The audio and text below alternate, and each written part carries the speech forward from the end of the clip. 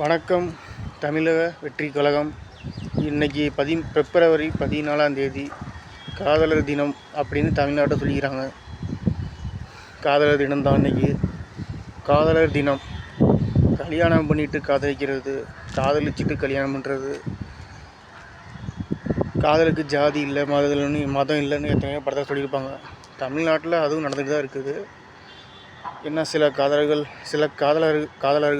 கல்யாணம் பண்ணிட்டு 100 வருஷம் வாழ்வாங்க, சில பேர் பிரிஞ்சிருவாங்க. எல்லாமே நடக்கும். இயற்கை கேட்டால் இயற்கை. 100 வருஷம் வாழ்கிறதுக்கும் வழி இருக்குது, நல்லது மட்டுமே செய்கிறதுக்கும் வழி இருக்குது.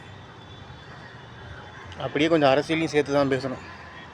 சட்ட ஒழுங்கு சரி பண்ணுறதுக்கும் வழி இருக்குது, வழி இல்லாமலாம் இல்லை.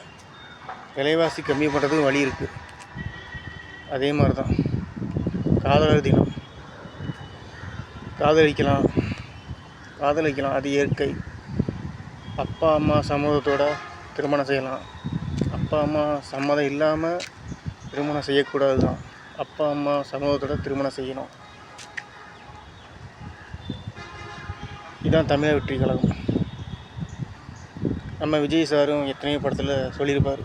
அதனால் காதலிக்கலாம், ஆனால் அப்பா அம்மா சம்மதத்தோடு தான் கல்யாணம் நடக்கணும். ஆமாம்.